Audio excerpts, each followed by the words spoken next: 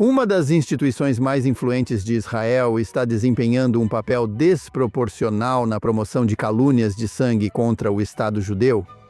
A alegação do Haaretz de ser o New York Times de Israel sempre foi mais uma questão de aspiração e presunção do que de realidade. Mas, nos últimos anos, o jornal deixou de ser apenas uma voz de dissidência contra políticas do governo que ele se opunha e passou a adotar o mesmo tipo de posições anti-sionistas e antissemitas contra o próprio Estado.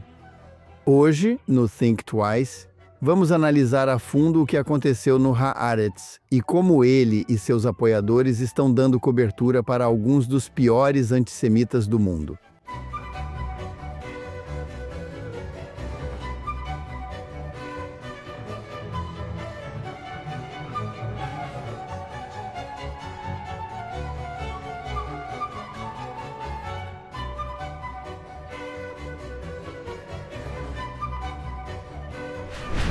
Olá e bem-vindo ao Think Twice.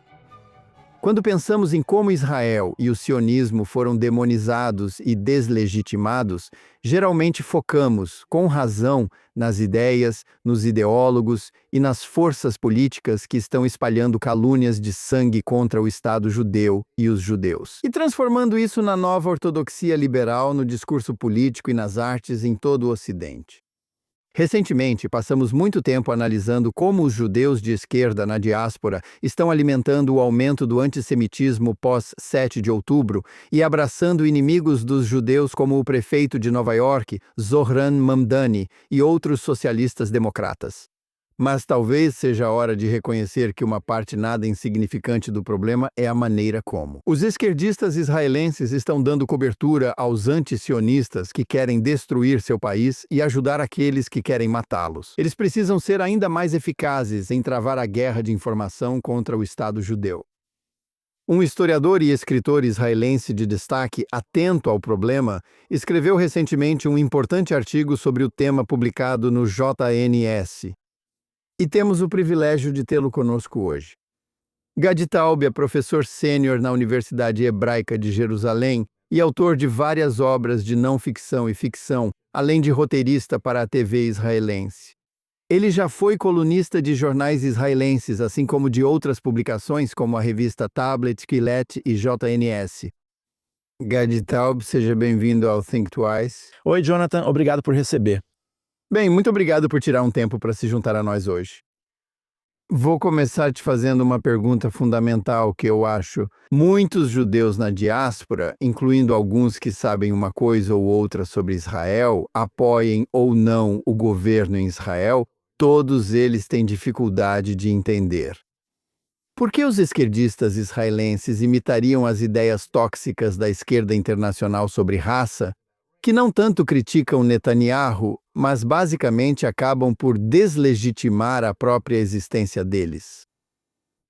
Isso realmente é um enigma. E você sabe que temos nosso jornal sofisticado, o nosso jornal de referência, o Haaretz, que na verdade é um jornal progressista. Como jornal progressista, ele é anti-sionista, já que isso virou quase um critério para ser progressista hoje, o que deixa os progressistas israelenses em situação difícil. E eu acho que o dilema deles fica ainda mais acentuado quando eles tentam evitar o boicote a Israel, basicamente aderindo a ele. Então você tem professores nas universidades aderindo ao movimento BDS na esperança de assim evitar os boicotes, porque eles dizem, não, nós somos do bem, nós também odiamos Israel. Eles enviam artigos e são rejeitados por serem israelenses, então questionam, por que se estamos do seu lado? E eu acho, Jonathan, que nós temos um registro inteiro desse fenômeno tão antigo quanto o próprio antissemitismo. Porque se você olhar para a estrutura disso, se você é uma vítima do antissemitismo, é tentador se juntar aos antissemitas para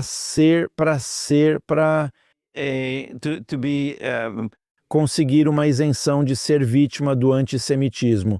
Mas eu acho que isso também tem um motor emocional, porque o antissemitismo é muito assustador. E se você justifica os argumentos contra Israel e contra os judeus, você dissipa a parte irracional disso, dizendo: não, eles estão certos sobre o genocídio. Então não é um ódio louco e irracional, é apenas uma crítica humanista à política de Israel. E se eu simplesmente me junto à crítica, isso também explica o fenômeno do antissemitismo. Obrigado por acompanhar o Think Twice. Se você está nos ouvindo em alguma das plataformas de podcast ou nos assistindo ao vivo no Facebook, no X ou no canal do JNS no YouTube, por favor, curta ou se inscreva no JNS, clique no sino para receber notificações e nos dê boas avaliações. Também há o podcast Jonathan Tobin Daily, onde compartilho mais notícias e análises sobre as principais questões atuais, além do Think Twice. Você pode encontrar o programa diário como Jonathan Tobin Daily no canal do JNS, onde quer que você ouça seus podcasts. E agora, de volta ao programa de hoje. Sim, acho que isso está claro. Mas deixe-me só aprofundar um pouco mais nisso, porque... Sabe, eu entendo a posição do Peter Beinart. Digo, já debati com ele. Eu conheço ele um pouco. E a questão é que ele pode, mudar de lado e se juntar aos anti-antissemitas para se livrar do anti-antissemitismo, mas ele está sentado no Upper West Side de Manhattan. E, o destino de Israel, seja lá o que ele pensa sobre isso, não afeta ele ou as outras pessoas que votaram na Zora Mamdani, pelo menos não diretamente, mas, isso afeta diretamente o destino das pessoas que vivem em Israel. Eles não fazem a ligação entre o ódio dos cantos do rio ao mar e o fato de que eles vivem entre o rio e o mar. Sim, mas a maneira como eles explicam isso é dizendo que os palestinos são como nós e que o movimento de libertação nacional deles, ou pelo menos como eles percebem, não é um movimento de libertação nacional. É um movimento genocida contra judeus. Mas se eles enxergam os palestinos como se fossem iguais a nós, então o conflito pode ser resolvido. Então isso te deixa mais tranquilo. E, portanto, culpar a si mesmo é, na verdade, uma forma de preservar a esperança, porque se a culpa é nossa, dá para consertar. Podemos fazer algo para consertar as coisas. E, portanto, depois de 7 de outubro, aquela erupção de selvageria precisava ser justificada. E a maneira de justificar isso é exatamente como os antissemitas do mundo todo justificam. Você sabe como as feministas justificam dizendo: isso não são crimes sexuais, isso é resistência armada. A Judith Butler não disse algo nesse sentido, então a maneira de justificar o ódio palestino é dizer que não, é só uma crítica à ocupação. E quando escrevi meus primeiros artigos de opinião para o Haaretz, meu primeiro artigo foi baseado em uma conversa no Canto dos Fumantes, de uma conferência secreta na Europa que era secreta porque havia árabes e israelenses, e eles vinham de países onde se reunir com israelenses pode causar grandes problemas. Então tivemos que manter isso em segredo. E eu fumava naquela época. Acho que eu era o último fumante ocidental. Então eu me divertia porque era o único. A empresa ainda está em Israel. Então eu recebia todas as informações reais. Eu não ia só para uma conferência, as explicações oficiais. Eu recebia as verdadeiras fofocas.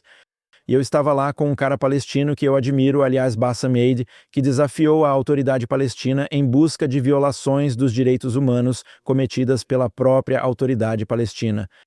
Eu disse que era de esquerda e que precisávamos acabar com a ocupação. Ele respondeu: não vamos deixar vocês acabarem com isso. Não entendi e perguntei: você não quer o fim da ocupação? Ele disse: está maluco? Quem vai nos proteger?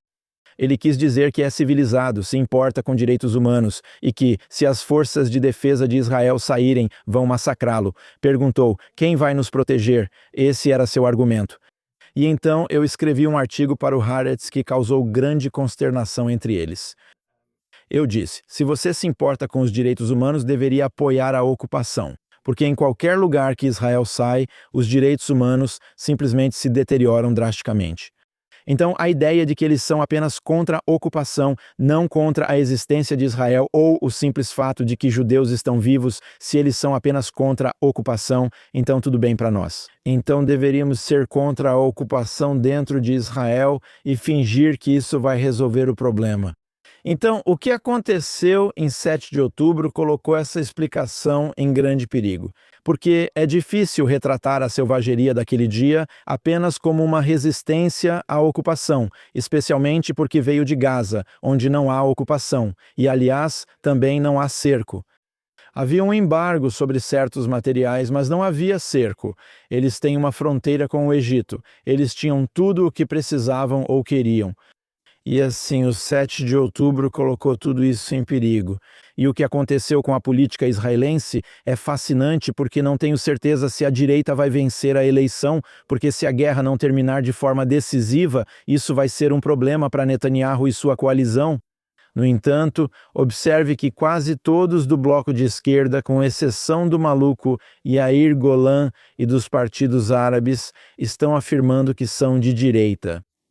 Apesar de todos os seus gritos, Atah Rosh Atah Shem, você é o chefe e responsável, isso ocorreu no seu turno. A coalizão do massacre e todo o resto disso é tudo besteira porque os eleitores se moveram para a direita. Porque se você considerar o panorama geral, a esquerda disse, se sairmos de Gaza, vai ser a Singapura do Oriente Médio. E a direita disse, não, vai ser o Ramastão do Oriente Médio.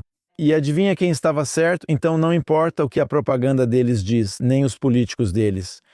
Para vencer, fingem estar à direita.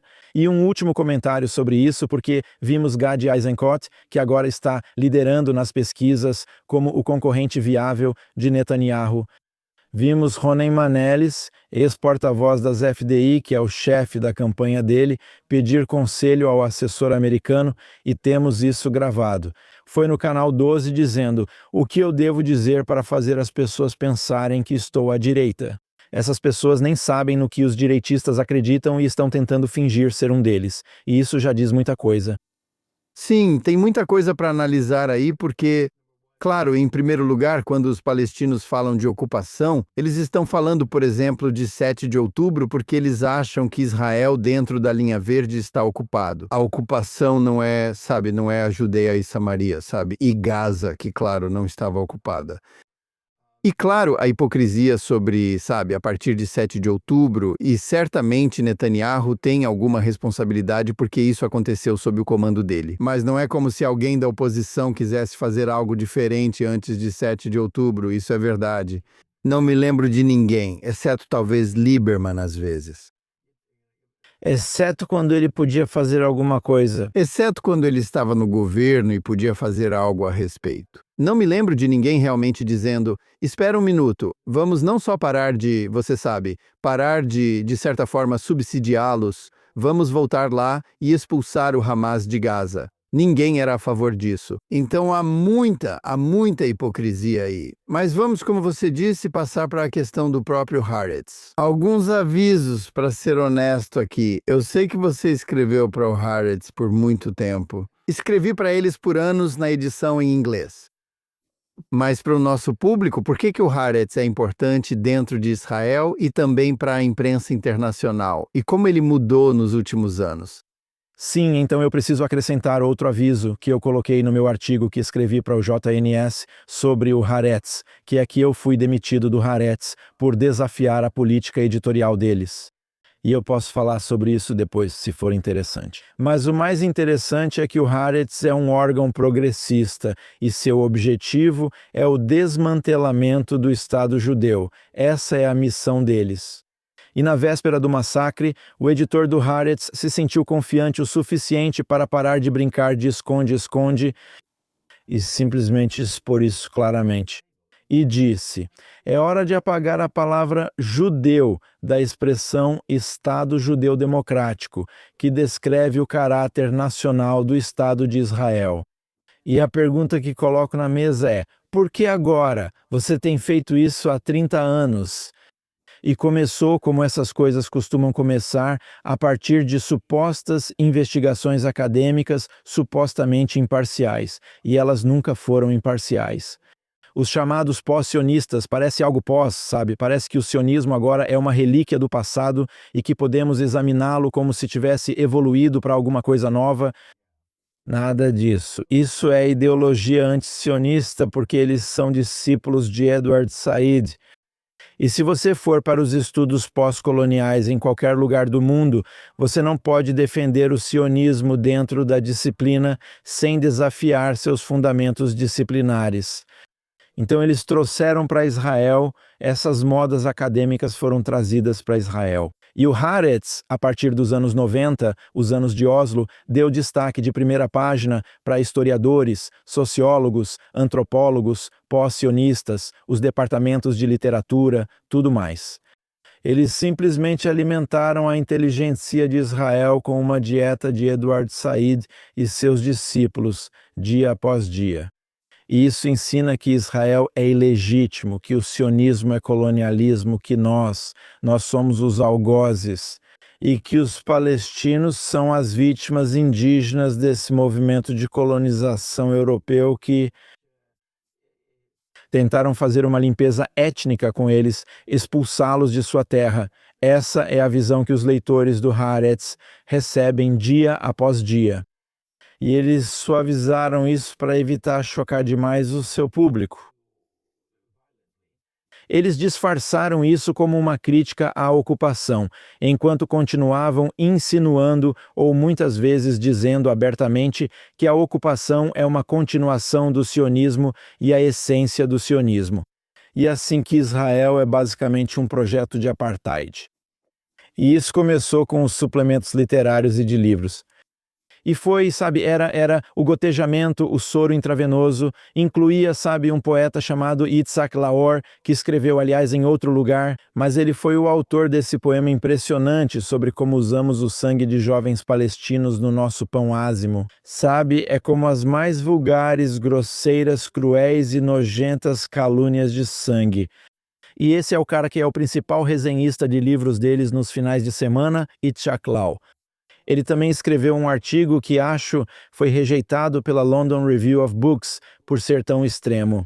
O nome de uma criança palestina em cada bala das FDI. Então essas são as pessoas que estão resenhando livros para o jornal de referência. E isso se infiltrou. E eu testemunhei isso por muito tempo porque escrevi um livro em 97 contra o sionismo. Essas eram as pessoas com quem eu debatia, as que escrevem no Haaretz, e foi assim que as conheci.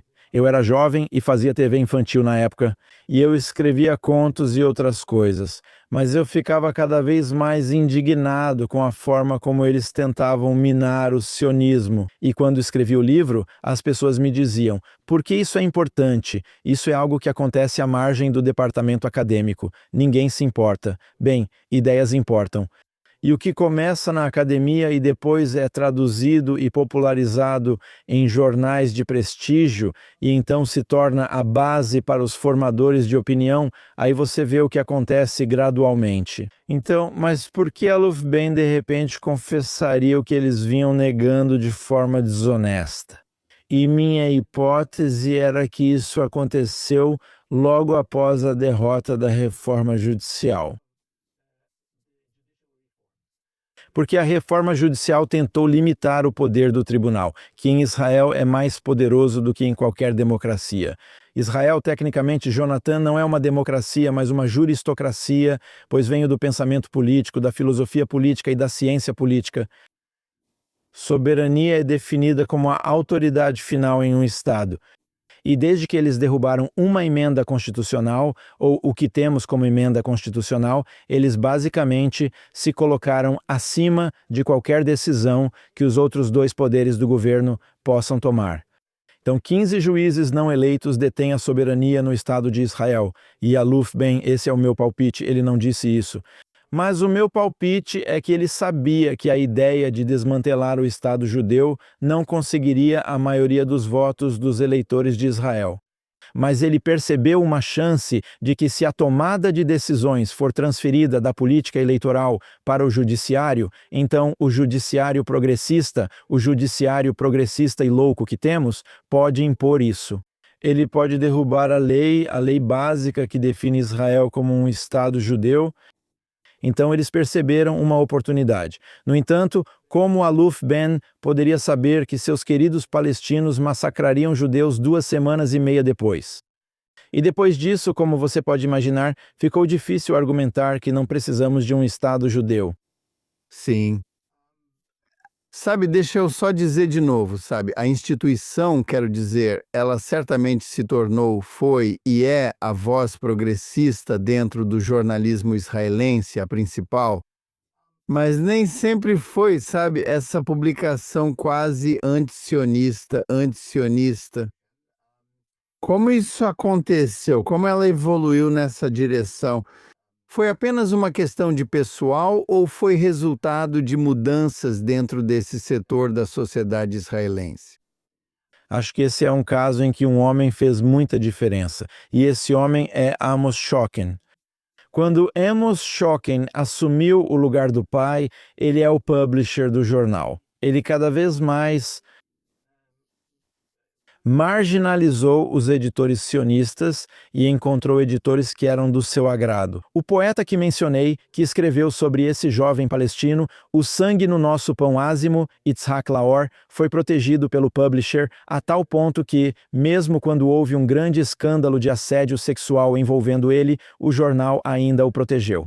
E simplesmente desativou os comentários nos textos dele para não enfrentar a fúria dos seus leitores. Então, Amos Schocken basicamente mudou gradualmente a posição do jornal nessa direção. E isso então passou das seções de cultura e livros para as páginas de opinião. E eles protegeram outra estrela. Você sabe, eles têm Gideon Levy. E Gideon Levy é um promotor de libelos de sangue. E a forma como isso funciona é que trata qualquer coisa que, primeiro de tudo, o próprio Gideon Levy recebe muitos prêmios por seu jornalismo incrível de antissemitas do mundo todo, mas esse cara não fala árabe. Mesmo assim, ele cobre os territórios. Ele é um correspondente responsável por cobrir a população árabe da Judéia e Samaria e depende de traduções há 4 décadas que ocupa esse cargo. E eu costumava discutir com ele em alguns debates que eram no canal, então Canal 10, e eu costumava provocá-lo e dizia para ele: sabe qual é o problema, Gideon? Seus tradutores têm te enganado há 3 décadas. Mas isso não era só uma piada, porque eu não sei se ele acreditava nas histórias dele, mas a história que eu mencionei no texto se chama O Procedimento do Burro. Certo. E, de acordo com essa história, ele disse que a polícia de fronteira das FDI amarra árabes pelas pernas a um burro e depois faz o burro galopar até que o pobre palestino esteja morto. E ele disse que isso é um procedimento e baseou-se em um único caso. E aparentemente todos que checaram os fatos não conseguiram encontrar nada que provasse que isso realmente aconteceu. Na verdade, a família queria que tudo fosse mantido em sigilo, porque eu não vou chocar seus ouvintes e telespectadores explicando como esse cara se envolveu com um burro. Apenas direi que a família dele não queria que essa informação fosse divulgada. Então, quando isso foi Debatido, usem a imaginação de vocês, audiência. Exatamente. o Haaretz não pediu desculpas pela matéria. Foi capa da revista deles. Estava em toda a imprensa mundial. E eles nunca se retrataram, mesmo depois de ter sido provado que era uma mentira.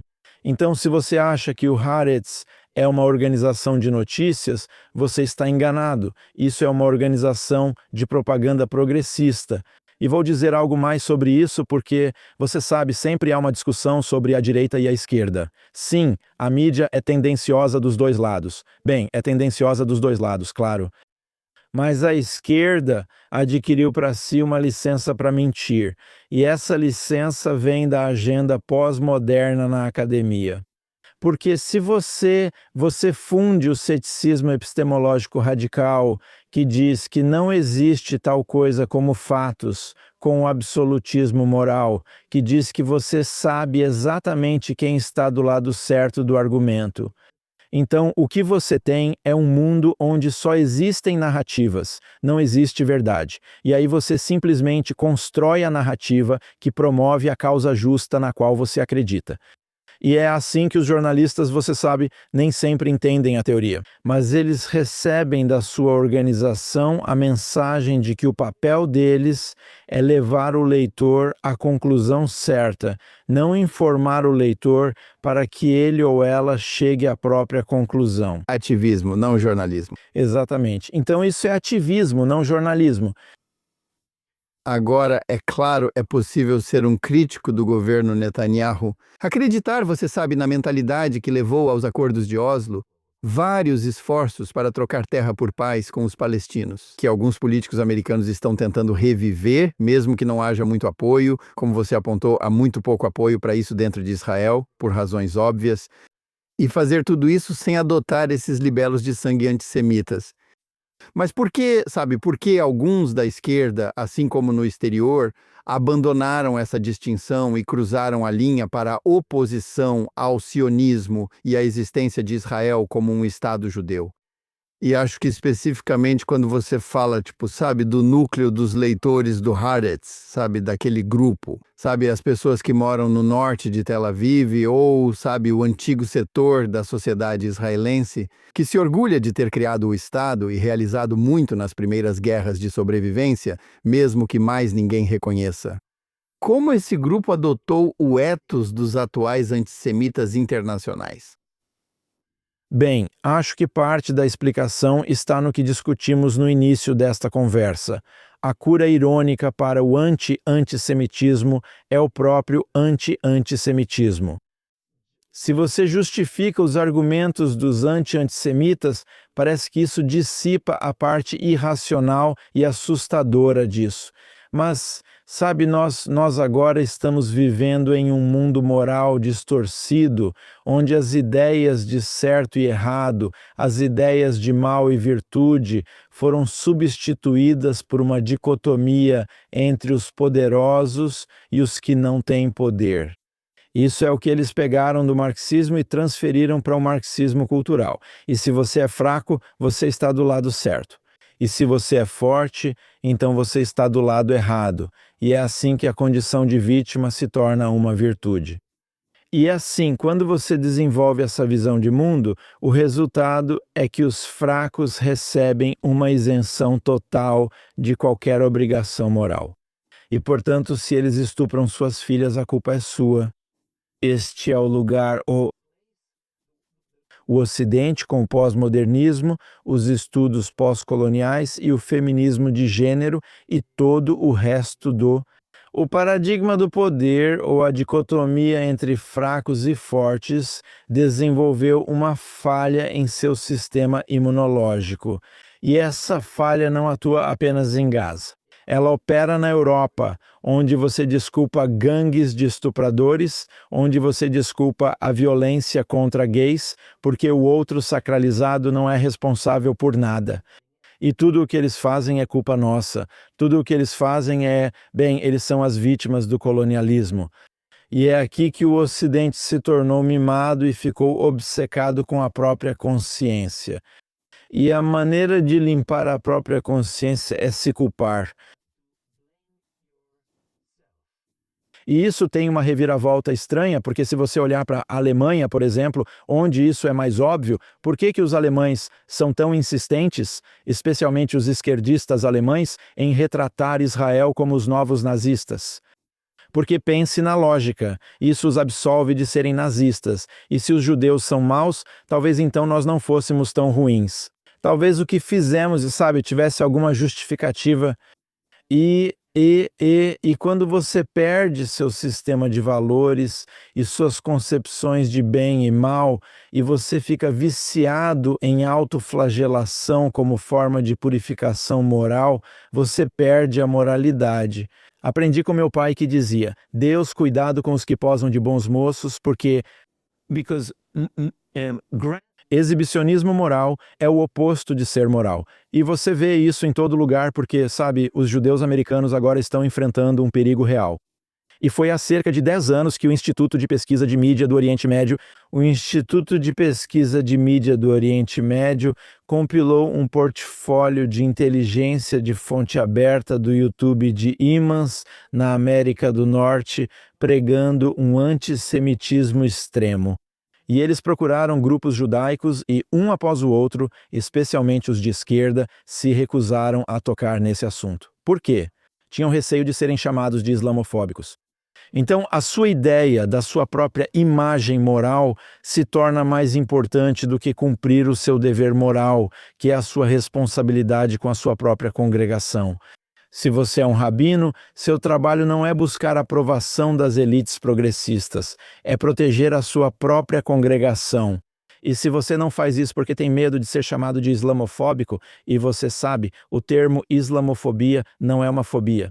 É um meio de impedir qualquer tipo de crítica a qualquer muçulmano. Então, quando as pessoas me dizem que é sobre perceber o antissemitismo vindo do mundo muçulmano. Exatamente, exatamente. Então eu tenho muitas discussões porque você se lembra da época em que isso era chamado de correção política, não de wokeness, ou seja lá como chamam agora. Os nomes mudaram. As pessoas me perguntavam, qual o seu problema com a correção política? Por que não ser gentil? Por que não impedir insultos a negros, mulheres e gays? E eu dizia, não é sobre isso. Isso é só a ponta do iceberg. O verdadeiro iceberg é que, se alguém pertence a um grupo santificado, você não pode criticá-lo, mesmo quando pratica o mal. Esse é o problema do antissemitismo. Se você observar o CAIR, a Irmandade Muçulmana, frente de propaganda que Obama adorava tanto, o que eles estão fazendo é sob o disfarce de serem uma organização de direitos humanos ou uma organização de direitos civis. Na tradição dos direitos civis dos Estados Unidos, o que eles estão promovendo é uma mordaça contra qualquer um que aponte o racismo dos islamistas radicais antissemitas. E como você sabe, um dos meus comentaristas americanos favoritos é Andrew McCarthy, do McCarthy Report. E ele foi promotor no sul dos Estados Unidos. Certo, que escreve para National Review. É assim que a maioria das pessoas o conhece? Sim, é isso. E é lá que está o podcast dele. Chama-se McCarthy Report. E é ótimo. Ele e Rich Lowry é muito esclarecedor. E ele disse em certo momento, islamofobia não é uma fobia. É um termo criado pela Irmandade Muçulmana para desencorajar qualquer crítica à supremacia da Sharia. É para isso que serve. Então, sabe, eu sou israelense, Jonathan, não posso evitar, e não é meu trabalho ser educado. Acho que devemos simplesmente denunciar essas pessoas em voz alta. E quando eles disserem, você é islamofóbico porque criticou os jihadistas, apenas balance a cabeça e diga, tudo bem, agora por favor responda à pergunta. Você não vai me intimidar com isso. Sabe, no mundo das ideias, você pode ficar do lado de Edward Said, e aí você não pode criticar o terceiro mundo ou qualquer um que não seja ocidental. Ou você pode ficar do lado de Benjamin Netanyahu e dizer claramente que isso não é um choque de civilizações. Isso é um choque entre civilização e barbárie. O Hamas não é um sistema alternativo de valores. Eles têm a própria ideia do que são valores, mas eles são bárbaros e esses são valores bárbaros. Você não pode dizer isso, sabe, como o meu amigo Dan Schiffman diz, você não pode aceitar o relativismo cultural. Quando uma das pessoas que você está convidando para o jantar é um canibal, porque aí você quer saber se ele acha que você é um convidado ou se você é o cardápio. E se você não consegue distinguir a barbárie da civilização, então você vai perder essa luta contra os bárbaros. E se você quer pessoas que estão estuprando meninas até a morte e acham que isso é um ato moral, desde que essas meninas sejam judias, se você quiser chamar isso de uma cultura alternativa, então você também vai perder a sua própria cultura em casa. Isso mesmo. Vamos voltar aos R's fortes por um minuto. Sim. Meu assunto favorito? Como você sabe. Sim, tudo bem. O Haaretz afirma ser o New York Times de Israel. Claro, o New York Times não é exatamente o mesmo de 50 ou 60 anos atrás, quando era realmente o jornal de referência principal. Como Andrew Klavan diz, o antigo jornal New York Times. Certo. Agora, Você sabe, ele tem 95% do público leitor é liberal de esquerda. É uma publicação de nicho, embora, obviamente, seja influente e bastante lucrativa, porque esse é um nicho muito rentável nos Estados Unidos. Mas, independentemente do que pensamos do Haaretz, e você sabe, a questão é: como a maioria dos israelenses reage a isso? Minha impressão é que, você sabe, muita da influência dele vem do fato de que a imprensa estrangeira lê a edição em inglês. Mas o que a maioria dos israelenses pensa de pessoas como Gideon Levy ou das reportagens da Amir Haas, sabe, que é a correspondente deles em Gaza, a propagandista deles em Gaza, para citar apenas 2 exemplos proeminentes da equipe deles? Você acha que a maioria dos israelenses atualmente vê esse ponto de vista como legítimo ou debatível? A maioria dos israelenses acha isso repugnante, mas eles têm um público cativo que conseguem manter isolando essas pessoas de qualquer outra fonte de notícia. Então, se você lê o Haaretz, ou, sabe, se você lê isso, se você lê Ronen Bergman no New York Times, você pensaria que o problema em Israel é a violência dos colonos. E eu escrevi um artigo para a Tablet chamado O Mito da Violência dos Colonos, baseado em um relatório do movimento Regavim, que mostrou que 90%, esse é um número, não é uma metáfora, 90% do banco de dados da ONU sobre violência dos colonos não é realmente violência dos colonos, onde eles contam 1. Sabe, se alguém atira em um terrorista durante um ataque terrorista e essa pessoa é um colono, então isso é considerado violência dos colonos. Então, eles são ridículos, mas a violência na Judéia e Samaria é desproporcionalmente causada pelo terrorismo palestino. E eles minimizam isso e enfatizam a violência dos colonos para sustentar o sentimento progressista anti-Israel de seus próprios leitores. E acabamos de ver isso acontecer no último fim de semana com o Rokana, mas eu vi os primeiros relatos e eles obviamente são pelo menos exagerados. Quando ele foi mantido sob a mira de uma arma pelas Forças de Defesa de Israel, isso é ridículo. Ele pode ter sido impedido de entrar em alguma área por algum motivo. Mas do jeito que foi, eles já divulgaram as imagens dos próprios celulares e ninguém estava sendo mantido sob a mira de uma arma. Então eles tinham, e sabe, nós da imprensa israelense deveríamos ser mais vigilantes porque a maioria dos israelenses não tem consciência de como essa máquina de propaganda funciona e de quem ela depende. Sabe, o New York Times publica uma matéria sobre as forças de defesa de Israel treinando cães para estuprar palestinos. Quer dizer, todo israelense sabe que isso é risível em qualquer nível. Mas o New York Times, isso vem de apoiadores do Hamas. E você sabe, o Hamas nunca mente, como sabemos. Por que fariam isso? E então ninguém faz nem o mínimo de trabalho jornalístico. Sabe, eu escrevi um artigo para a Tablet chamado O Estupro Viral na Prisão que Nunca Existiu, que eu mesmo fiz. Outra jornalista, Ayala Hasson, fez um trabalho incrível sobre isso. Nós, acho que somos os 2 que dedicaram mais atenção ao suposto estupro em Sde-Teiman, onde disseram que guardas prisionais estupraram um palestino. E sabe, explique um pouco mais para o nosso público que talvez não tenha acompanhado isso de perto. Eu ficaria feliz que alguns deles não tenham sido doutrinados com essa história repugnante. Mas a história veio à tona porque a Promotoria das Forças de Defesa de Israel, IDF, culpou os guardas das prisões nos centros de detenção de terem sodomizado com um objeto um detento palestino. E você sabe, se você não é leitor do Haaretz, você entende imediatamente que essa é uma história falsa. Soldados das Forças de Defesa de Israel dificilmente fariam isso em equipe em qualquer lugar, mas tenho certeza de que alguns passam dos limites. Tenho certeza de que há violência, mas um grupo estuprando uma palestina dentro da área de detenção atrás de escudos. Ou seja, se você é israelense, se está em seu juízo perfeito, tem algo errado nessa história. Então a história está errada. O estupro nunca aconteceu.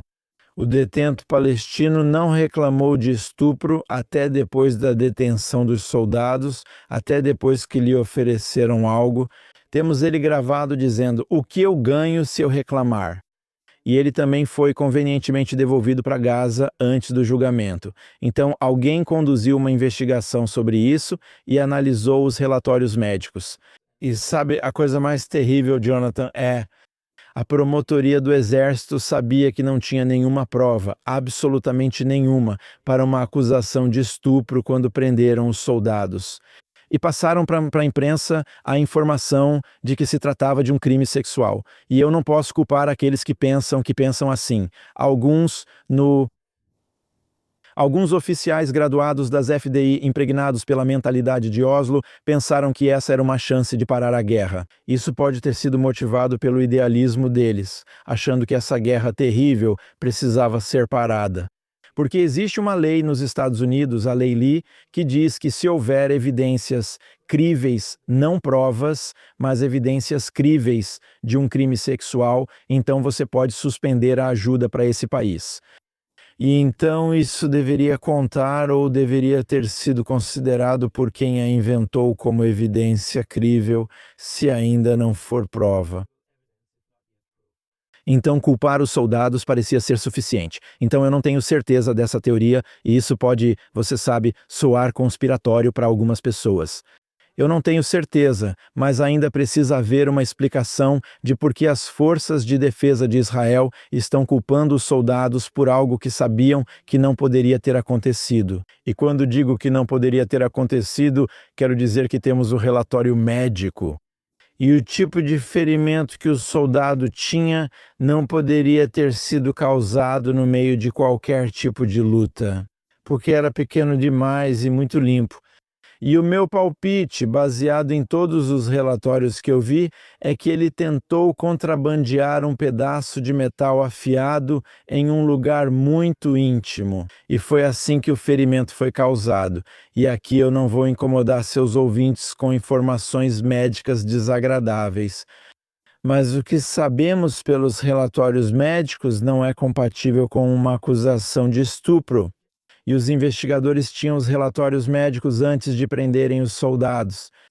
Sim, é chocante e deplorável, mas é algo que você sabe também envolve política. Isso serve para desacreditar as críticas à reforma judicial e você sabe algumas das críticas a Netanyahu. Mas deixe-me voltar a algo que você já mencionou, que é a reação ao que aconteceu em 7 de outubro.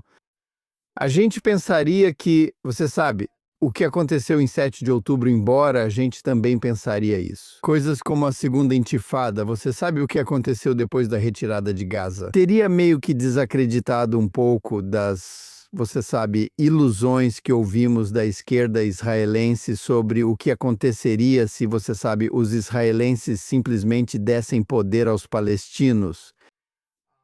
A gente pensaria que agora esse tipo de ideia realmente está desacreditada. Por isso, as únicas pessoas que ainda falam sobre dois estados, além do pessoal da extrema esquerda em Israel, são apenas os liberais americanos. Como Haaretz ajustou sua cobertura e sua opinião para se adequar ao mundo pós-7 de outubro?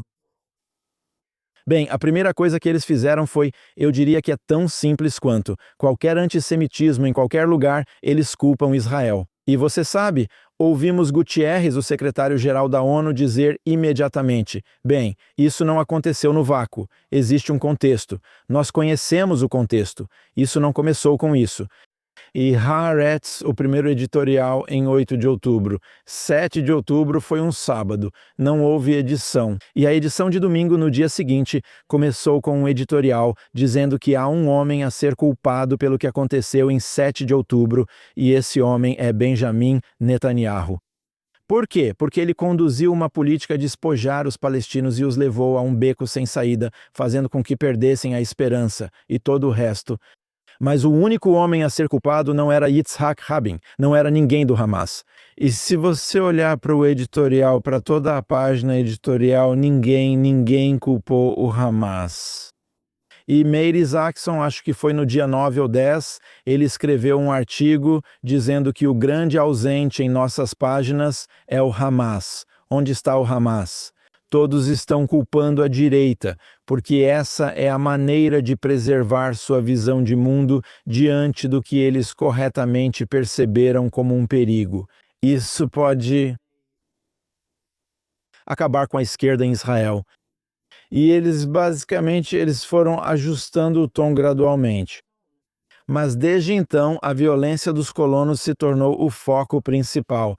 Culpar os judeus se tornou a única maneira de salvar a causa de um Estado palestino da selvageria dos próprios palestinos. E eu não sei o que vai acontecer com essas eleições. Há muitos partidos de esquerda fingindo ser de direita, e eles, o bloco de esquerda, ainda podem muito bem vencer as eleições.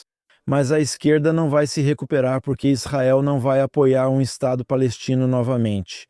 E sabe, os deploráveis de Israel estiveram certos o tempo todo. A esquerda, e eu conheço a esquerda pessoalmente, eu vim desses círculos, tem falado especialmente sobre os Mizrahim, os judeus originários de países islâmicos e da Ásia. Eles têm dito, eles são primitivos, sabe, eles odeiam árabes porque são racistas. Essas pessoas vieram de países árabes e disseram: vocês no Ocidente não entendem os árabes, nós vivemos entre eles. Nós sabemos que isso vai acabar mal. E acabou. Eu era um apoiador de Oslo e eu tinha certeza, como o resto da esquerda, que quando os palestinos tivessem seu próprio Estado, então eles seriam aceitos pela família das nações e então eles se aproximariam de nós e nós nos aproximaríamos deles em paz. E tem algo, sabe, tem algo na esquerda que não tem respeito pelo outro que eles continuam admirando. Eles, o pessoal do Obama, pode ouvir os mulás iranianos dizendo que querem destruir a América e vão dizer, não, eles não querem dizer isso de verdade. Eles são apenas, sabe, eles são apenas vítimas. E essa é uma visão condescendente na qual você não leva as pessoas que está protegendo a sério de verdade. Eles não lhes concedem nenhuma capacidade de agir. Exatamente. E então tudo depende de nós. E então essa é uma visão muito reconfortante, porque então tudo é corrigível, mas está na hora de levarmos essas pessoas a sério. Elas são sérias. E o Irã, se tiver uma bomba, vai usá-la. Porque se você olhar para o ethos, sabe, nós dizemos homem-bomba xiita, porque no xiismo o martírio pelo suicídio é reverenciado. E se você observar que essa é uma cultura que admira homens-bomba, por que ela não admiraria a mesma coisa em uma escala nacional? Porque se acredita que o fim dos tempos vai chegar. Quando houver uma batalha final entre o bem e o mal, entre os xiitas e o resto da humanidade, na qual eles vencerão, por que eles não usariam a arma do juízo final se a tivessem? Pelo menos, Jonathan, devemos considerar que eles realmente querem dizer o que dizem quando afirmam que o objetivo deles é apagar Israel da face da terra. Se esse é o seu principal objetivo e você tem uma arma nuclear, por que você não a usaria? E, portanto, o que aconteceu nos últimos meses com a guerra contra o Irã é crucial para a sobrevivência de Israel e também para a paz mundial.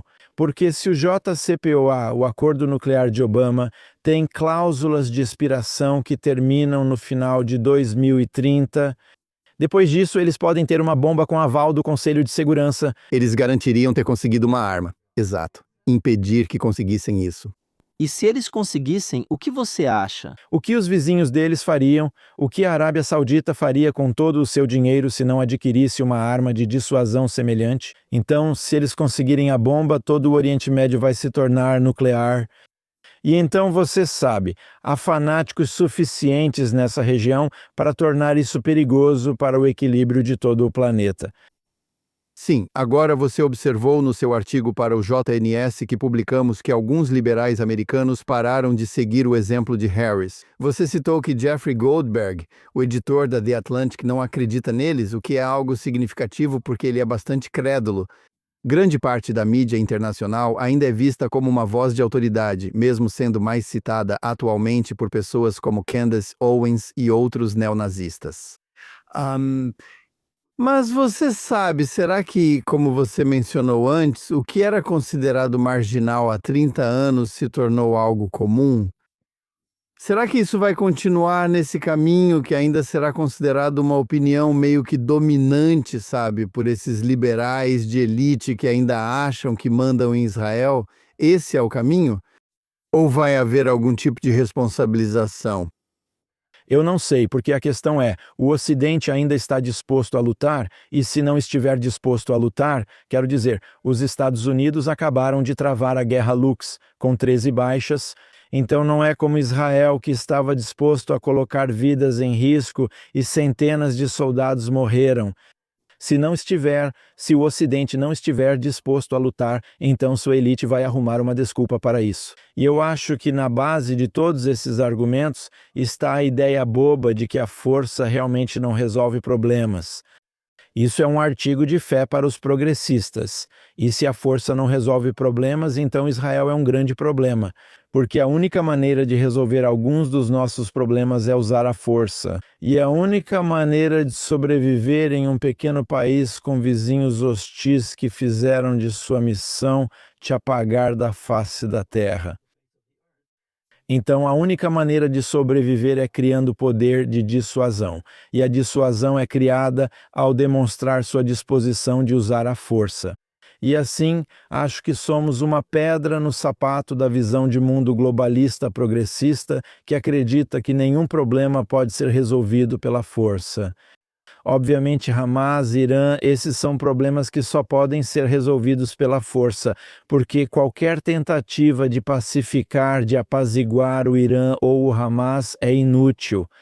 Este é o Irã. Se você olhar até mesmo para a forma como eles se autodenominam, eles são uma potência revolucionária. E uma potência revolucionária é uma potência que busca derrubar a ordem internacional na qual ela se encontra. Então, qualquer concessão dentro dessa ordem internacional nunca será suficiente. Isso é como, você sabe, Hitler nos anos 30, os adversários de Hitler, antes de se tornarem seus inimigos, pensavam que, bem, ele só está fazendo exigências com base na ideia de autodeterminação, porque ele só pede para anexar áreas onde há maioria alemã. Então, foi assim que eles trataram cada movimento. O Anschluss, a Renânia, os Sudetos, em todo lugar. Onde havia talvez uma maioria alemã ou uma pluralidade alemã, então isso poderia ser justificado com base nas regras dessa ordem internacional. Mas então Hitler avançou para tomar a Tchecoslováquia, onde os alemães estavam em áreas onde claramente não eram maioria. E foi aí que os Chamberlains do mundo acordaram, percebendo que Hitler não estava buscando exigir concessões dentro das regras da ordem internacional. Ele busca derrubar essa ordem, e o Irã é exatamente isso, aliás. Além disso, sua ideologia também é nazista em outros aspectos. Ele fez dos judeus, do antissemitismo, seu principal artigo de fé, sua violência, tudo isso. Mas se você olhar de uma forma imparcial, do ponto de vista da ciência política, então você tem um país revolucionário no meio da ordem regional. E o que ele tem feito, se você estudar o que está acontecendo, não é tentar exigir compensações por danos. Está tentando minar a soberania de todos os estados ao seu redor, criando forças proxy mais fortes do que o próprio governo, como vemos no Líbano. Então, esse é um problema que só pode ser resolvido pela força. E quando os judeus se protegem e usam a força, desafiando assim a crença liberal, a reação é antissemita. Porque as partes do Ocidente que se deterioraram moralmente não conseguem aceitar a ideia de que às vezes é preciso usar a força. E nós somos uma demonstração viva de que isso é verdade. Sim, acho que isso está claro. Agora você já, sabe, deixou claro que o Haaretz teve um papel importante em promover calúnias de sangue sobre Israel, sobre genocídio e apartheid.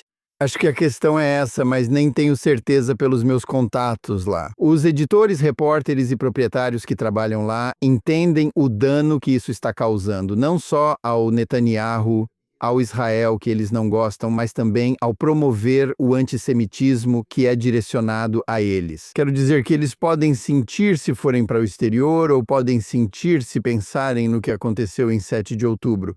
Como é que essa dinâmica está funcionando? Eles imaginam outra coisa. Eles imaginam que a crítica a Israel é correta e que é trabalho deles afastar Israel do seu etnocentrismo, do seu militarismo, da sua violência.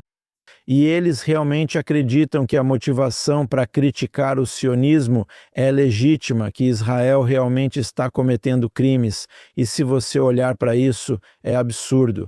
Primeiro de tudo, a acusação de genocídio é ridícula, e isso também é promovido por eles, embora não exatamente com toda a convicção, porque obviamente não é verdade. Mas se você olhar para a proporção de mortes de civis em relação a mortes de combatentes, essa proporção é a mais baixa em qualquer teatro de guerra urbana moderna, sempre. Então, Israel está fazendo um esforço único para não ferir civis, enquanto o Hamas está empurrando civis para a linha de fogo e escondendo seus guerreiros, seus terroristas, atrás de civis para criar esse dano à imagem de Israel. E isso é considerado genocídio.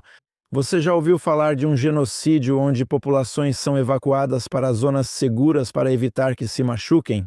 Onde o inimigo. As FDI estão fornecendo ajuda humanitária ao inimigo.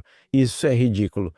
Quando os Estados Unidos e sua coalizão agiram de forma decisiva contra o ISIS, a proporção de combatentes para mortes de civis em algumas áreas como Mosul ou Raqqa era de 7 a 9 civis para cada combatente. E eles arrasaram cidades inteiras. Nós, que somos o exército mais cuidadoso de toda a história das guerras, para não causar danos colaterais e não ferir pessoas que não são combatentes, somos acusados de genocídio. E as mesmas pessoas estão dispostas a fechar os olhos para o regime assassino em Teherã, que massacra sua própria população. Isso não é um critério moral. Isso é um duplo padrão, né? Um padrão aplicado contra judeus e somente contra judeus. Acho que vou dar mais um passo nisso. Minha pergunta é: o publisher do Haaretz, o editor e todos os outros lá, eles acreditam, como Peter Beinart diz que acredita, em um Estado binacional? Que você sabe que Israel não precisa ser um Estado judeu, que os judeus podem, você sabe, não ter soberania e ainda assim sobreviver na terra de Israel. Você sabe, é como aquela velha piada do Woody Allen sobre o leão e o cordeiro deitados lado a lado e você sabe, o cordeiro não vai conseguir dormir muito. Eles realmente acreditam nisso? Alguns deles, obviamente, acreditam. Outros acham que eles simplesmente vão desaparecer depois que desmamarem os judeus do seu etnocentrismo ou algo assim. Alguns defendem um Estado não nacional, uma democracia pura, chamado de Estado de todos os cidadãos, o que é absurdo, pois já somos isso. Árabes, cidadãos de Israel, têm direito ao voto, podem se candidatar a cargos públicos, têm todos os outros direitos. Então, uma ideia é uma solução de um Estado único com direitos iguais para todos e com o Estado sendo neutro entre as identidades. Essa é uma opção. E a outra é um Estado binacional, como talvez a Bélgica, em que ambas as populações têm direitos coletivos ou direitos nacionais, mas os compartilham de forma igualitária. Então, isso é uma extensão da solução de dois Estados para dentro de Israel. E se eles acreditam que isso é uma solução viável ou não, eu não sei. Eu não sei quem acredita em quê. Alguns deles dizem claramente que sionismo é racismo. Essa é a decisão vergonhosa da ONU que a Assembleia Geral retirou. Originalmente, acho que foi em dezembro ou novembro de 1975, quando declararam que o sionismo era racista, o que significa que todos os povos têm direito à autodeterminação, exceto os judeus. É por isso que afirmamos antisionismo é antissemitismo. A menos que você rejeite a própria ideia de Estados-nação em qualquer lugar. Se você acha que nenhum povo tem direito à autodeterminação, tudo bem, mas se acha que palestinos têm e alguns judeus não, então você é antissemita. Se todos os povos têm direito à autodeterminação, exceto os judeus, então isso é antissemitismo. Não pelas minhas opiniões belicistas, mas por Amos Oz, o apóstolo da esquerda em Israel, que disse isso. Se você exclui os judeus do direito à autodeterminação, o que significa que você é antisionista, isso significa que você é um antissemita. Sim, acho que essa é uma verdade muito importante a ser repetida. É incontestavelmente verdade, na minha opinião. Gadi, obrigado por estar aqui hoje. Pode contar para o nosso... Como ouvintes e espectadores podem acompanhar seu trabalho? Sim, nós temos um podcast, Mike Duran e eu, chamado Tablets Israel Update. Então, se você procurar por Mike Duran e Gadi Taub, provavelmente vai encontrar. Escrevo ocasionalmente para publicações e adoro escrever para o JNS. E se você fala hebraico, eu tenho um canal inteiro de podcasts em hebraico chamado Gatekeepers from Eretz Israel. E tenho orgulho de dizer que eu tive a primeira entrevista que Benjamin Netanyahu concedeu desde o início da guerra. Foi em 25 de março, eu tive 1 hora e 10 minutos. Ainda está no nosso canal Israel Update, com áudio em hebraico e legendas em inglês, caso tenha interesse. Isso é ótimo. Recomendo que nossos leitores te acompanhem e ouçam os podcasts. Agradecemos ao nosso público. Não deixem de acompanhar diariamente a edição diária de Jonathan Tobin em qualquer plataforma de podcasts.